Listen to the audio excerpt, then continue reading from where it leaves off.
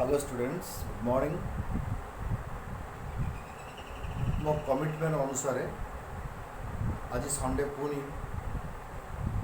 मो तुम आगे आसी तुम कैरियर गाइडेंस उपरे किसी नुआ इनफॉरमेशन नहीं ओके आज का डिस्कशन को हमें फोकस करवा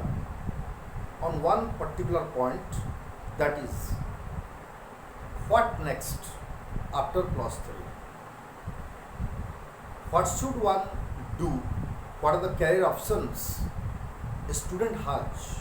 after he completes his plus 3 degree, whether he is arts, science, commerce, it doesn't matter. What are the career options a student has after he completes his plus 3 degree, either from arts stream, science stream or commerce stream, any stream. Now प्रथमे आरंभ करवा ता पाखरे गोटे पिला जे plus 3 complete करूची से arts रहू साइंस रहू कॉमर्स रहू ता पाखरे कौन से आगू करिवो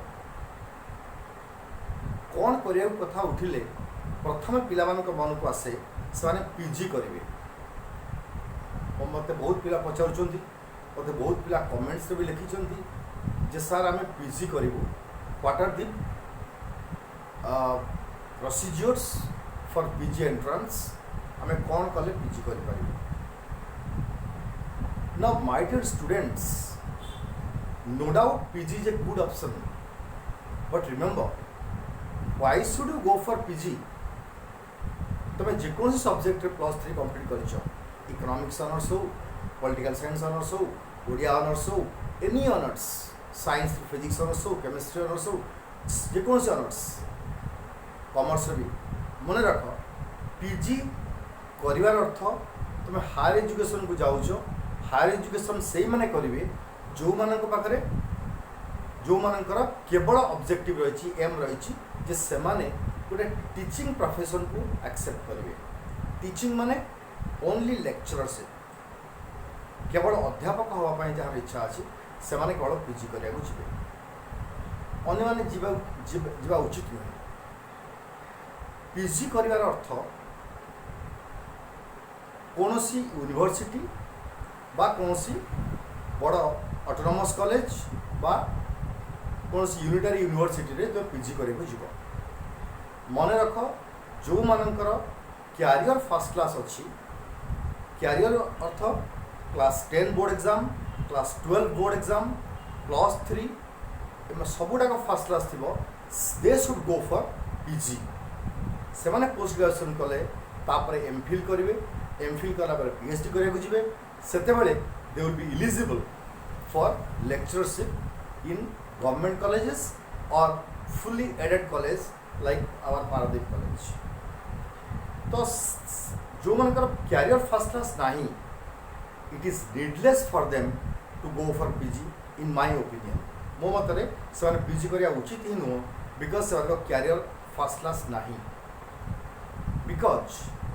लेक्चरशिप रिक्रुटमेंट बेले से कैरियर फर्स्ट क्लास नथिले पिला माने तमे माने जॉब पाइबा कष्ट नुहे इम्पॉसिबल भाव तेणु कैरियर जार फर्स्ट क्लास नहीं से माने केबे भी पीजी करने जातु it's not a good option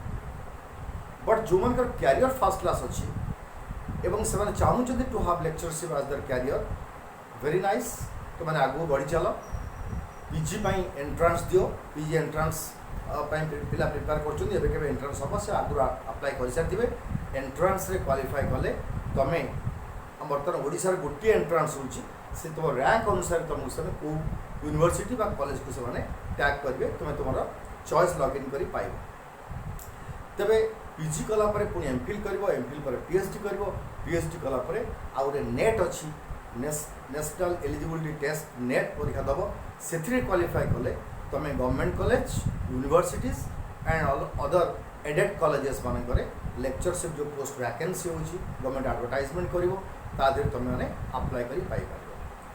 किंतु जो मानकर कैरियर फर्स्ट क्लास नहीं I will never recommend them to go for PG and waste your time waste your money and waste your resources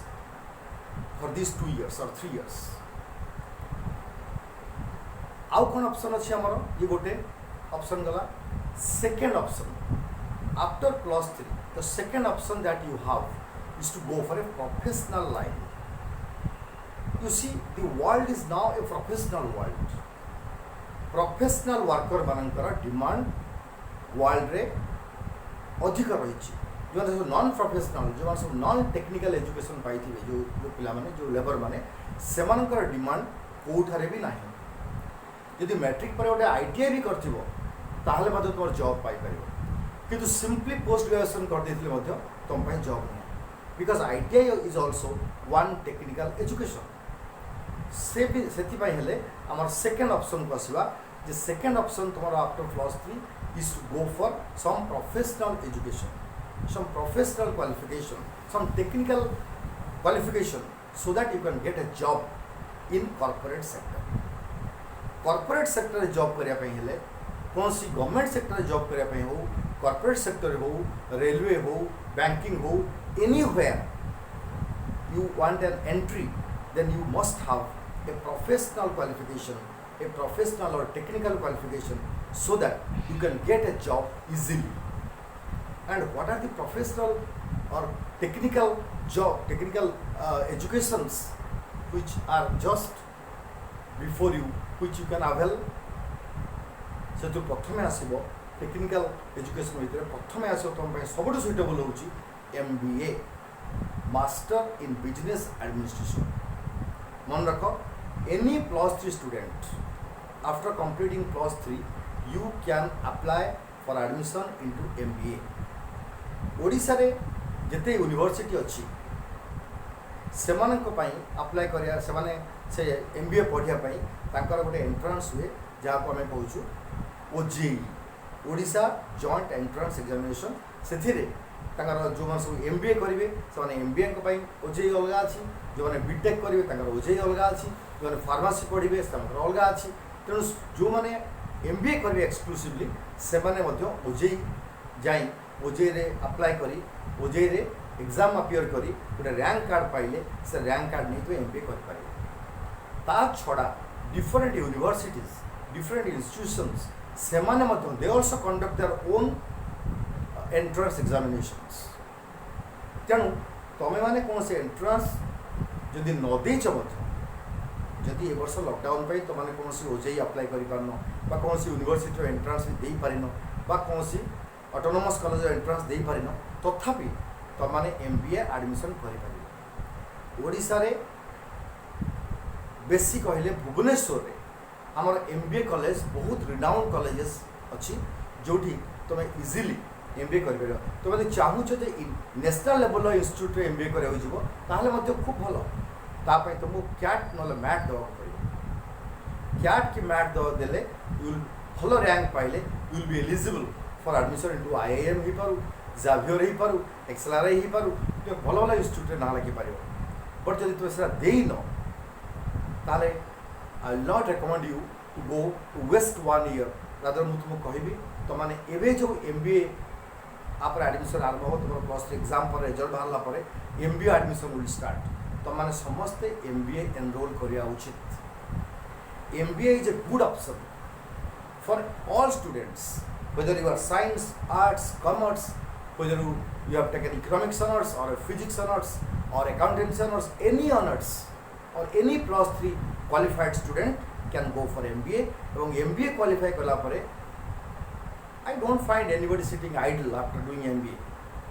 तेणु तुम निश्चय कोट ना कोटी जॉब पाइब और एब्जर्व हो से कैंपस सिलेक्शन में बहुत जॉब्स आस जाए. और जदि कैंपस सिलेक्शन न आसपर सबू सेक्टर में जहाँ तुम कहली प्रति सेक्टर रे MBA qualified degree qualified holders they are engaged in every sector. Government sector भी MBA खोजुची, रेलवे भी खोजुची, बैंक भी खोजुची. सबू जगार तुम MBA वाला को देख बेसी पाइब कौटी ना कॉर्पोरेट सेक्टर. तो through MBA you will get an entry to the corporate sector. Our MBA salary though initially it is less, but remember गोटे भल वर्कर गोटे वेरी भल गोटे skilled labourer salary is not a constraint. तुम salary खूब शीघ्र बढ़ी बहुत उपरकू जीव. तो इनिशियली 25,000 30,000 जॉब स्टार्ट करिवो सेटा बहुत जल्दी बढ़ी कि तोर एनुअल पैकेज हो जिवो तुम 10 लाख 15 लाख पर ईयर मध्य अर्न करि पारिबो तेणु तुम माने एमबीए तुम पाई भल ऑप्शन इबे प्लस 3 जस्ट सरुची जमा समय नष्ट करियार नाही तुम समय को जग एई वर्ष ही एमबीए एडमिशन कर so that after 2 years you will qualify MBA, you will complete MBA, and after that you can get a good job in one of the corporate houses. देखो अभी तो लॉकडाउन पीरियड रे वर्तमान corona period रे एबे सब jobs पूरा squeeze हो जाई so it's an opportunity for you because तुम्हें क्वालिफाई करी बाहरला बेलू तुम्हें पास करी पास आउट होला बेलू कौन हम ना इकोनॉमिक ग्रोथ बढ़ी जाइथिबो इंडस्ट्रियल ग्रोथ बढ़ी जाइथिबो कॉर्पोरेट सेक्टर ग्रोथ बढ़ी जाइथिबो सो सेतेबेले सेमानकर जॉब्सटा मल्टीपल हो and easily you can get A job in the corporate houses तेणु तुम सेकेंड ऑप्शन हो टू गो फॉर एमबीए आउ कौन टेक्निकल एजुकेशन अच्छी टेक्निकल एजुकेशन आमर आहरी अच्छी कॉस्टिंग अच्छी चार्टर्ड अच्छी सीए अच्छी सीए माने सीए हूँ कंपनी सेक्रेटरी सीएस अच्छी कंपनी सेक्रेटरी अच्छी सीए हूँ chartered accountancy so company secretary अच्छी ये सब टेक्निकल क्वालिफिकेशन भी अच्छी but I prefer those technical educations for commerce and science students not for art students because art students it will be difficult for you to click in all these fields because you are all poor in maths जो तुम्हें costing करा जीव chartered करा जीव एगुड़ा math full थी तो मैंने करें and CS company secretary math ना but company secretary totally it is based on law आउ ये जिन गुड़ा सब तुम्हें लॉ आउ घोषिया को पड़ो तार आउ गोटे भिड करी तुमको सीएस कहि कि ना बट ताक समय लगे सीएस तुमको प्रिफर करें मुझे कहबी कि ये शुणी रखता पिला अच्छा 10 years पढ़ी सारापर सीएस कंप्लीट करना CS annual passing out rate हूँ लेस देन 6% 6% पिला पास करती ना CS it is very difficult to complete that course जन पढ़ पार 6% पिला पार कहीं किंतु इट्स डिफिकल्ट तो तापेक्षा it is far better to go for MBA आउ कौन थाई पारे आउ कौन ऑप्शन आम पाखे थाई पारे जे आम आइदर पीजी करवा आम क्रॉस कले पीजी करवानी सेकेंड एमबीए टा आम सुइटेबल हम थर्ड हूँ सीए आम आर्ट्स पिला not possible then your cost accountancy संभव नुहे then you have company secretary that is also not advisable for you so आम पाखे गोटे ऑप्शन रहा जे केवल आम एमबीए कर अच्छा एमबीए करने हेले आम से सेकेंड पॉइंट मुझे बढ़ाऊँ एमबीए करने सेकेंड ऑप्शन आम जो टेक्निकल एजुकेशन तार एमबीए करने आम कौन करा after you complete your +3 you have to get admitted into MBA पढ़िया हेले टे बापर जहाँ पढ़िया जीव से तुम financial cost will be much more higher ये प्लेन +3 पढ़ला बेले आम खर्च किसी पड़ नाला बट MBA रो एनुअल फीस अति कम 1 लाख रुपीज हम तेणु जदि तुम फाइनेंशियल साउंड अच्छ जदि तुम ये खर्च कर रादर मुझे कहबी फाइनेंशियल साउंड ना भी ताहले you ask your parents to support you for 2 years after that you can support your parents or you can take a study loan also go for MBA किंतु not to waste time वर्षे बसीजा तापर वर्ष पैसा हेल्ले पुणी पढ़ा एमती भावियानी पैसा केवे हेनी आमको ता भीतर पढ़ा पड़ो से समय को आमको जगिया पड़ो एवं थरे आम क्वालिफाइड हो गले आम गोटे जॉब कले Paradip is a very nice place ये बहुत कंपनी अच्छा बहुत पोर्ट अच्छी IOCL अच्छी बहुत जगार आमर वैकेंसी आसो एमबीए छड़ा बाहर बहुत वैकेंसी आम कर तेणु you once you get the job once you get the qualification once you get the certificate you will be eligible to marketing नहीं फाइनेंस नहीं तार जो ब्रांच अच्छी जहाँ भी कले you will get a good job okay so this is all about this second option that is whether to go for any technical education the third one is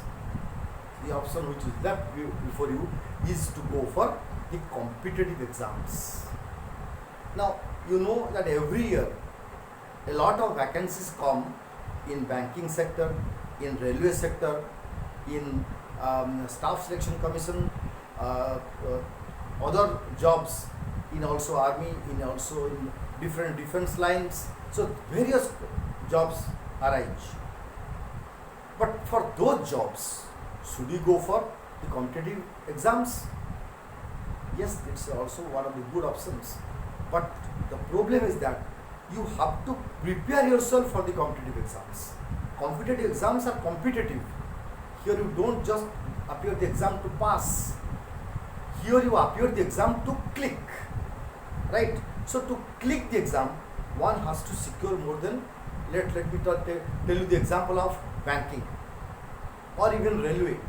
In banking sector, if you secure less than 90% marks, it is not possible for you to click. In railways also, in staff selection commission also, the percentage of marks necessary for you to click is more than 90%. Therefore, you have to be totally devoted, totally you focus on that particular year, and then you may also take some coachings in Bhubaneswar, in banking coachings, railway coachings, SSC coachings. Then there, after getting the coaching, you can also appear these exams. These exams are no doubt good, and after MBA also you can appear these exams, no problem. But these examinations, I should say, they are just like gambling, because you cannot be sure as to whether you can get the job or not, because you have thought that you have secured more than 92%. Okay, but actually there is human error and you will be securing only 85%. So you will not get the job. So it's a sort of gambling. So before you go to the gambling, you must, if I recommend that you get one certificate from MBA, you get your job assured, then you go for this. It will be better. After MBA also you can appear these banking jobs, the staff selection jobs, the railway jobs. So if you have an MBA with yourself and you go for these jobs, it will be easier for you to click. Remember, MBA is not a very small course. Students after engineering, students after other sectors, they also go for MBA. The officers in Paradeep Port Trust, I have seen the officers in Paradeep Port and other parts, other sectors also, they are doing MBA in service because they will get promotions. So it's a very nice degree. If you have that, you can get a job in some corporate houses or in the government sector. So today we discussed 3 particular options that are open before you to go for after +3. First one was PG. I have told you who will go for PG and who will not go for PG. Second one was technical education. I have told you those students who can go for CA, those who will go for CS, those who will go for cost accountancy, but everybody can go for MBA, and MBA has demand in all times because it's an all-time demanded education. And if you go to MBA, you can get a job just after 2 years. Now you are just 20 years, so after 2 years, in 22 years, you get a job through MBA. So I always recommend you to go for MBA. Okay, the third one was go for competitive exams. Okay, next Sunday I tell you जे मु तुमको competitive exam विषय कहबी केमिति competitive exam click करिवो, competitive exam केते प्रकार एवं कॉम्पिटिटिव एग्जाम रे कोन पैटर्न ऑफ क्वेश्चंस आसे से विषय में डिस्कस करिवि। किंतु मु एक कथा भी कहि दउची जे कॉम्पिटिटिव एग्जाम तुम एमबीए कला पर भी दे परिवो जेते तुमरा जॉब ता सिक्योर हेतिवो। ए सिक्योर जॉब ता सिक्योर ताको छाड़ी की हमें अनसिक्योर पछे काहे जिबा। आगे एमबीए डिग्री हासिल कर सारिबा तापर भी आमे चाहिले कॉर्पोरेट सेक्टर जॉब करथबा से कॉर्पोरेट सेक्टर जॉब कला बेले भी आमे बैंकिंग दे परिबा, आमे बैंकिंग कोचिंग नहीं परिबा। आम पाखे पैसा सफिसीयंट हो आम से पैसा आम बैंकिंग कोचिंग नहीं पारिबा एबे बैंकिंग कोचिंग नेले तुम सहित घरे फंडिंग न करि पारंती तेणु तुम जिते ऊपर चाहो से ऊपर जापर provided you have your own money so it is better to go for MBA तेणु मुझे समस्त को कहूँ समस्ते MBA कर है तेणु मुझे जहाँ जहाँ जी कहली कौ मैंने कौन करने चाहूच मत से अनुसार समस्ते कमेंट्स लिख मु तुम कमेंट को देखिकी नेक्स्ट टाइम जो वीडियो करने कथा करी जेहेतु समस्ते कह आम सर MBA करूँ ताली MBA विषय I will go deep into it जो तुम कह सर आम समस्ते कॉम्पिटिटिव एग्जाम देवा चाहूँ ताली I will go deep into it competitive exam केमती दब तार कौन प्रोसेस को सेक्टर तुम जॉब कर ये सब कथा आम डिस्कस कर but remember I always prefer you to go for MBA because आमर अनेक लिमिटेशन अच्छी एवं से लिमिटेशन देखिकी आम MBA is the best option now okay तेणु मत कमेंट्स लिख से अनुसार next Sunday I will come with another video for the next course of action okay thank you.